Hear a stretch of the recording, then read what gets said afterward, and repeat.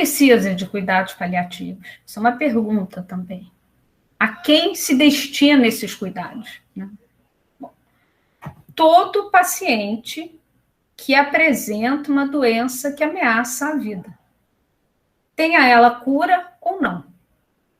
Qualquer doença que ameaça a vida dentro da sua proposta terapêutica ou na sua evolução, tem indicação de cuidados paliativos.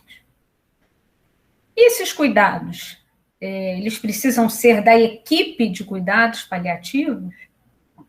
Cuidados paliativos, a gente espera que todo profissional de saúde tenha, porque cuidado paliativo é cuidado de proteção.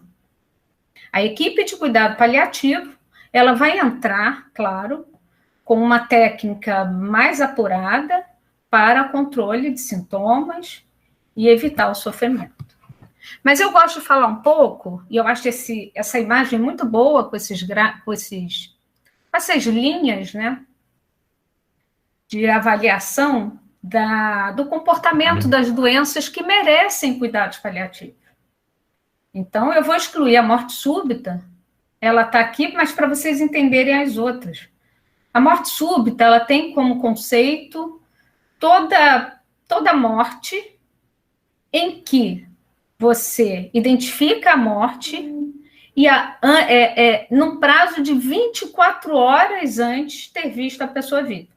Então, eu vi a pessoa viva 24 horas atrás e hoje eu encontrei morta. Essa é a morte súbita.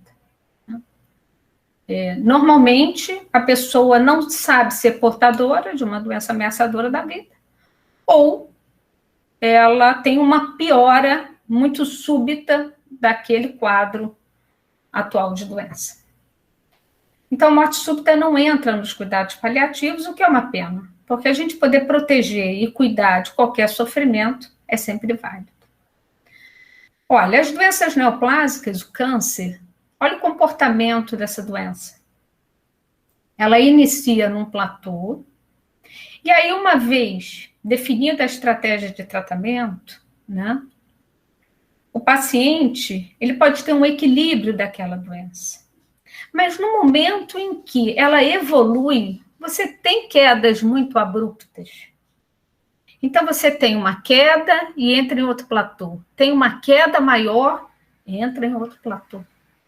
E nessa queda, pode acontecer o evento de morte desse paciente.